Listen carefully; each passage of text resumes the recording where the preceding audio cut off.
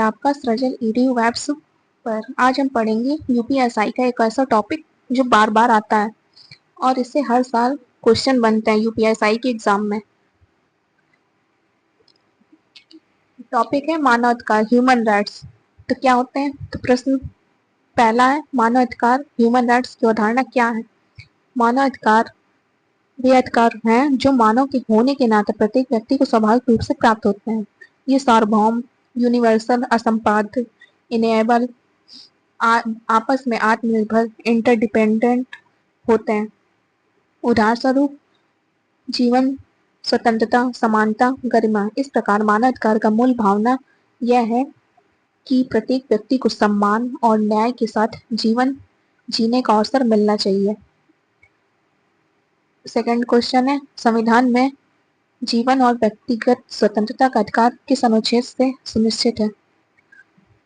तो इसका उत्तर है, भारत के संविधान में यह अधिकार अनुच्छेद 21 में निहित है। अनुच्छेद 21 कहता है कि किसी भी व्यक्ति को उसके जीवन या व्यक्तिगत स्वतंत्रता से कानून द्वारा स्थापित प्रक्रिया के अनुकूल हटाया नहीं जा सकता। इस प्रकार यह मानव अधिकार सुरक्षा का एक प्रमुख स्तंभ है। थर्ड क्वेश्चन है, universal declaration of human rights UDHR कब अपनाई गई थी? तो उत्तर है, यूएन महासभा ने इसे 10 दिसंबर 1948 को अपनाया था। यह एक वैश्विक मानक दस्तावेज है जो मानवाधिकार के सार्वभौम दृष्टिकोण को स्थापित करता है। इस दिन को अंतर्राष्ट्रीय मानवाधिकार दिवस के रूप में मनाया जाता है। प्रश्न नंबर 4 है, भारत में national human rights commission NHRC की सिफारिशें बंधनकारी है या सलाह प्रदान? जिसका उत्तर है, एनएचआरसी की सिफारिशें सलाह प्रदान होती हैं, अर्थात यह आदेश नहीं दे सकती। उस पर जरूर अमल किया जाए लेकिन सरकार को उसकी जानकारी देनी पड़ती। इस प्रकार यह मानवाधिकार उल्लंघनों की निगरानी तथा सुझाव देने वाली संस्था है। प्रश्न 5 है, protection of human rights act 1993 की धारा 2(1) के अनुसार मानव अधिकार में किन किन अधिकारों को शामिल किया गया है? तो इसका उत्तर है, इस अधिकार के अनुसार मानव अधिकार के वे अधिकार हैं जो जीवन, स्वतंत्रता, समानता और व्यक्तिगत गरिमा से संबंधित होते हैं। इन्हें भारतीय संविधान द्वारा अंतर्राष्ट्रीय संधियों, न्यायालयों के समक्ष लागू किया जा सकता है। इसलिए ये चारों 36 आधार स्तंभ मानवाधिकार की परिभाषा में महत्वपूर्ण है। प्रश्न नंबर 6 है, मानवाधिकार की सार्वभौमिकता, असंपाद्यता एवं आत्मनिर्भरता क्या अर्थ रखते हैं? तो इसका उत्तर है, सार्वभौमिकता यानी कि यूनिवर्सलिटी ये सभी मानवों को सभी समय व स्थान पर बिना भेदभाव के प्राप्त होते। असंपाद्यता या इनएलिजिबिलिटी ये मानव होते ही हैं, ये मानव होते ही मिलते हैं, इन्हें कभी नहीं हटाया जा सकता। अंतर्निर्भरता, इंटरडिपेंडेंस, एक अधिकार की प्राप्ति अक्सर दूसरे अधिकारों पर निर्भर करती है, जैसे शिक्षा का अधिकार रोजगार के अधिकार से जुड़ा है। इस प्रकार ये गुण मानवाधिकारों की समग्र प्रकृति को दर्शाते हैं। प्रश्न नंबर 7 है, भारतीय संविधान में मौलिक अधिकारों और निर्देशात्मक सिद्धांतों के बीच क्या संबंध है? तो इसका उत्तर है, संविधान में मौलिक अधिकारों फंडामेंटल राइट्स व्यक्तिगत अधिकारों की रक्षा करते हैं, जैसे स्वतंत्रता, समानता, धार्मिक आजादी। निर्देशात्मक सिद्धांत directive principle of state policy राज्य को सामाजिक आर्थिक कल्याण संबंधी नीतियां बनाने हेतु निर्देश देते हैं। दोनों एक दूसरे के पूरक होते हैं। मौलिक अधिकार व्यक्तियों को प्रत्यक्ष सुरक्षा देते हैं।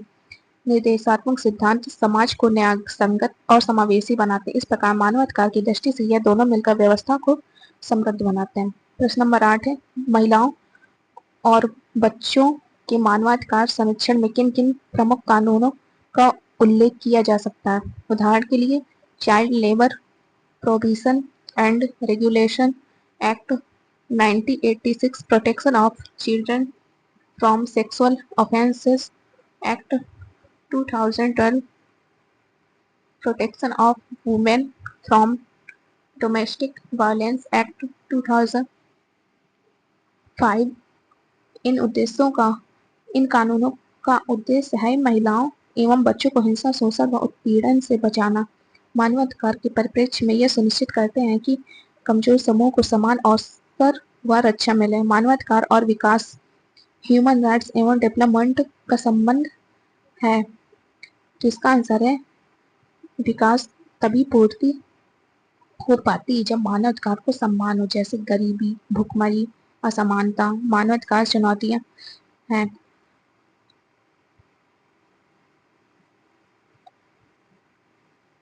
विकास प्रक्रिया में न्याय, समावेशन, समान अवसर होना चाहिए ताकि मानवाधिकार विकास संयुक्त रूप से आगे बढ़े।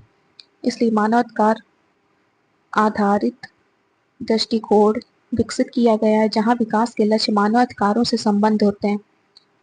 प्रश्न नंबर 10 है, पुलिस द्वारा हिरासत में व्यक्ति के अधिकारों का संरक्षण क्यों महत्वपूर्ण है? उत्तर है, हिरासत में व्यक्ति निजता, गरिमा, न्याय प्रक्रिया के उल्लंघन के जोखिम में होता है। मानव का प्रतिपादन करता है कि व्यक्ति को कानून, सुरक्षा, प्रतिफल का अधिकार, यातना रहित वातावरण मिलना चाहिए। यदि पुलिस प्रक्रिया में मानवाधिकारों की अनदेखी हुई हो तो राज्य विधि व्यवस्था पर विश्वास कमजोर होगा। इसलिए पुलिस एवं अन्य सुरक्षा संस्थाओं के लिए प्रशिक्षण, जवाबदेही एवं निगरानी व्यवस्था आवश्यक होती है। अल्पसंख्यक एवं आदिवासियों के मानवाधिकारों संरक्षण के लिए किन किन अंतर्राष्ट्रीय संधियों को ध्यान में रखनी चाहिए? उदाहरण, international covenant on civil and political rights ICCPR, इसका फुल फॉर्म है international covenant on economic, social and cultural rights, short है इसका ICESCR इत्यादि। ये संधियां सार्वभौम मानवाधिकारों को मान्यता देती हैं तथा राज्य पक्ष को प्रतिबद्ध बनाती हैं। इसके अतिरिक्त क्षेत्रीय और घरेलू कानून नीतियां जैसे भारत में आदिवासी अधिकार अधिनियम आदि भूमिका निभाते हैं। प्रश्न नंबर 12 है, मानवाधिकार उल्लंघन की शिकायत करने के बाद नेशनल ह्यूमन राइट्स कमीशन द्वारा कितने वर्ष के भीतर मामला दर्ज किया जाना चाहिए? तो इसका उत्तर है NHRC 1 वर्ष के भीतर की हुई मानवाधिकार उल्लंघन की घटना पर ही शिकायत दर्ज कर सकता है। इसका अर्थ है यदि घटना 1 वर्ष से अधिक पुरानी है तो मूल मामला आयोग द्वारा इन्वेस्टिगेट नहीं किया जा सकता, इसलिए समय सीमित शिकायत दायर करना आवश्यक है। प्रश्न नंबर 13 है, मानवाधिकार के संबंध में सांस्कृतिक सापेक्षता और सार्वभौमिकता के बीच विवाद क्या है? तो उत्तर इसका सार्वभौमिकता कहती है मानवाधिकार हर जगह सभी के लिए समान रूप से लागू होते हैं। सांस्कृतिक सापेक्षता कहती है विभिन्न संस्कृति समाज में मानवाधिकारों की व्याख्या अलग अलग हो सकती है। विवाद इसलिए है कुछ लोग मानते हैं पश्चिमी विचारधारा के आधार पर स्थापित मानवाधिकार सार्वभौम नहीं है, जबकि दूसरे इसे मानते हैं। परीक्षा की दृष्टिकोण से इस विवाद का परिचय, पक्ष विपक्ष और उदाहरण लेना लाभदायक है। प्रश्न नंबर 14 है, मानवाधिकार की निगरानी हेतु भारत में राज्य स्तर पर कौन कौन संस्था मौजूद है? भारत में केंद्रीय स्तर पर NHRC तथा राज्य स्तर पर state human rights commission SHRC स्थापित हो सकते हैं। Protection of human rights act 1900 के अंतर्गत ये संस्था मानवाधिकार उल्लंघनों की शिकायत सुनती है, जांच करती है, विशेष सलाह देती है। इसके अलावा न्यायालय, पुलिस, शिकायत प्रकोष्ठ मानवाधिकार NGO की भूमिका रखते हैं। प्रश्न नंबर 15 है, मानवाधिकार के गैर उल्लंघनीय अधिकार क्या होते हैं? ये भी अधिकार होते हैं जिनका किसी आपातकाल, युद्ध, अन्य परिस्थितियों में भी अपवाद नहीं किया जा सकता। इस उदाहरण के लिए यातना निषेध, जीवित रहने का अधिकार आदि। मानवाधिकार सिद्धांत में यह महत्वपूर्ण है कि कुछ अधिकार ऐसे होते हैं जो किसी परिस्थिति में भी निलंबित हो सकते हैं। मानव हुकूक और नागरिक हुकूक में क्या अंतर है? तो इसका उत्तर है नागरिक अधिकार विशेषता राज्य नागरिक संबंधों की सुरक्षा करते हैं, जैसे स्वतंत्रता, भाषण की चुनाव में भागीदारी। मानवाधिकार व्यापक है, मानव होने के आधार पर प्राप्त व्यापक सौंपे गए अधिकार। नागरिक अधिकार एक प्रकार के मानवाधिकार हो सकते हैं, लेकिन मानवाधिकार में सामाजिक, आर्थिक, सांस्कृतिक अधिकार भी शामिल है। इस प्रकार हर नागरिक अधिकार मानवाधिकार है, लेकिन हर मानव अधिकार नागरिक अधिकार नहीं होगा। प्रश्न नंबर 17 है, भारत में मानवाधिकार शिक्षा क्यों आवश्यक है? तो इसका उत्तर है, ये समाज विचारों, मूल्यों, व्यवहारों और संवेदनशील बनाती है, जिससे मानवाधिकार का सम्मान बढ़े। इससे लोगों में जागरूकता, शिकायत प्रक्रिया, उपलब्धि, संविधान, कानून की जानकारी बढ़ती है। पुलिस, सुरक्षा, शिक्षा, स्वास्थ्य आदि क्षेत्रों में यह सुधार लाती है, जिससे उल्लंघन की घटनाएं कम हो। अतः शिक्षा, संचार, जन जागरूकता मानवाधिकार संवर्धन हेतु आधारभूत है। प्रश्न नंबर 18 है, मानवाधिकारों की सामाजिक, आर्थिक और सांस्कृतिक अधिकार का उदाहरण दीजिए। उत्तर है, उदाहरण शिक्षा का अधिकार, स्वास्थ्य का अधिकार, काम करने का समान अवसर, सामाजिक सुरक्षा। ये अधिकार इस मान्यता पर आधारित की स्वतंत्र जीवन धारणा के लिए केवल राजनीतिक नागरिक अधिकार ही पर्याप्त नहीं है। इसलिए मानवाधिकार सिद्धांत में ये द्वितीय पीढ़ी के अधिकार कहे जाते हैं।